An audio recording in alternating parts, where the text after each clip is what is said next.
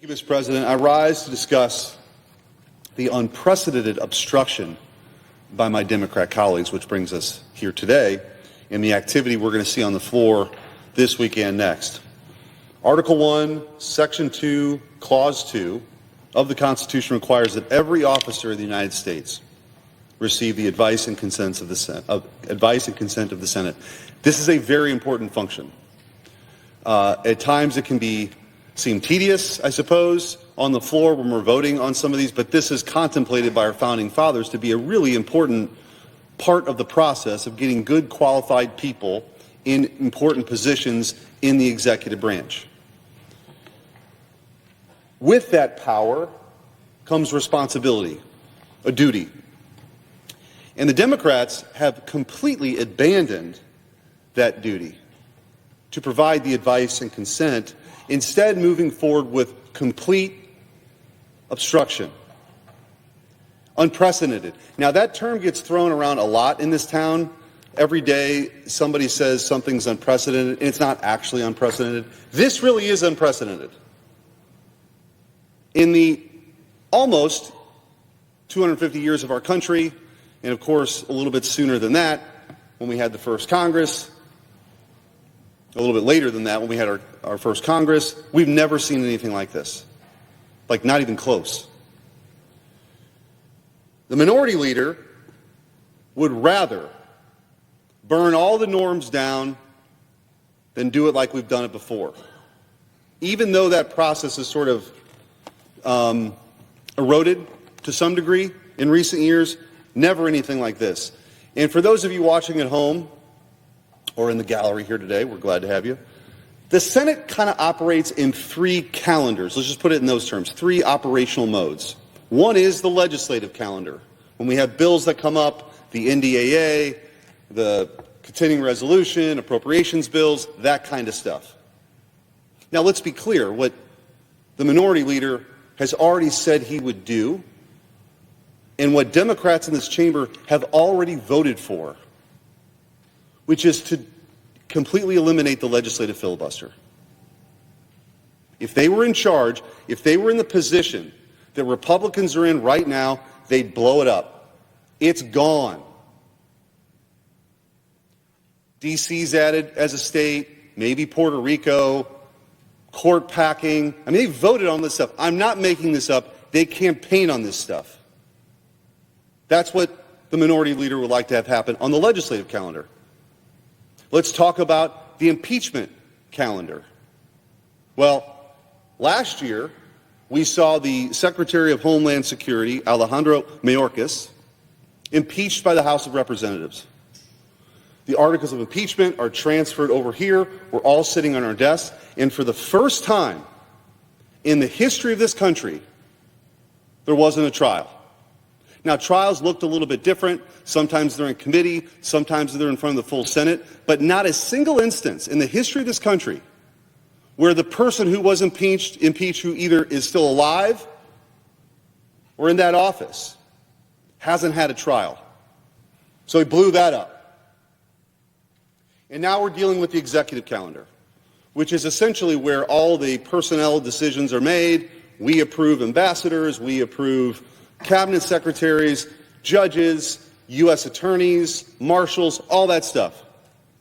There has been not a single instance, not one time, has there been a unanimous consent granted in this chamber.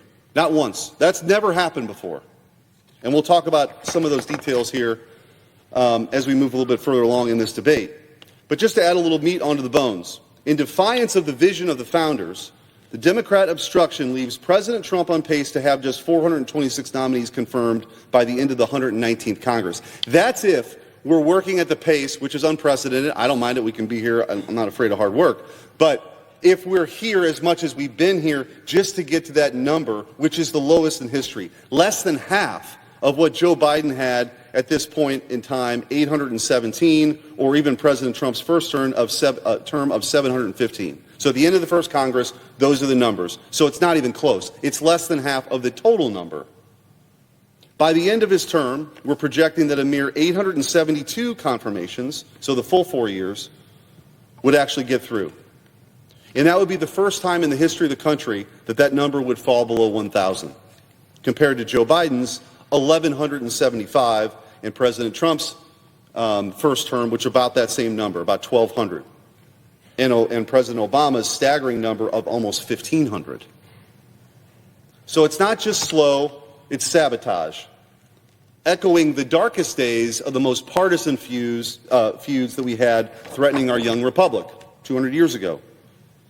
Democrats have required cloture 360% more in President Trump's first term, in his first term's 200 days, than in his first. 137 nominees subjected to it, nearly double Biden's 71 and far beyond Obama's paltry 9. In the past, over 50% of every president's nominees were confirmed via voice vote or unanimous consent, until this year, where President Trump has received 0.0. Blutarsky. That's unprecedented. Under Obama, in his first 200 days, 292 nominees passed by voice vote alone. President Trump has just 135 confirmed, all via overcoming, except Marco Rubio, overcoming filibusters. Every single one, save the first one, has been filibustered. To put that in perspective, Clarence Thomas, perhaps the most controversial Supreme Court judge as far as that vote went, got 52 votes. It wasn't even filibustered. All of these are being filibustered, including the general counsel to the Department of Transportation. The average time for nomination, from nomination to confirmation, a glacial pace of 94 days. Nearly double President Trump's first term of 54, worse than Biden's 70, and a far cry from Reagan's efficient 25 days. We've shattered records with the most Senate session days and roll call votes in modern history. 126 days in the first 200, more than Biden's 121, yet the backlog swells. 139 nominees on the executive calendar, 153 in committee, 786 not yet received. This obstruction is antithetical to our constitutional design. You can have problems with nominees, you can vote no, you can even filibuster some of them. But to filibuster all of them and not have a voice vote on any of them is a symptom of something else. Trump derangement syndrome. They can't get over the fact that President Trump actually won. They thought, by coming on this floor as the minority leader did so often, of calling half the country MAGA extremists, trying to bankrupt him and his family and throw him in jail for the rest of their life, of his life, they thought that thing was over. But the American people sat in their own jury box and they watched all of this nonsense unfold for the last 4 years, and they rendered their own verdict. And it was for reform. It was for the very kind of people that President Trump is putting up for these positions. So to subvert that democratic process, the sand has been thrown into the gears of our republic in a way we've never seen before, and that's what we're here to fix. The Democrats have turned the cooling saucer of the Senate into a deep freezer. But here's the good news. A great thaw is coming. The Republicans in this place are going to return the Senate back to what it was always meant to be able to do, which is to actually function and vote on confirmations. It's not that tall of an ask. But again, blinded by TDS, and quite frankly, if you talk to some of my Democrat colleagues, like I have privately, they understand that this is a real problem. They know that this is wrong. But they can't be seen by their increasingly radical base of doing anything that would be perceived as helping President Trump. So here we are. The conditions have been set, the landscape has been made, and it's time for action. I would argue that this isn't actually even a new phenomenon. This has been a slow-moving disaster 25 years in the making.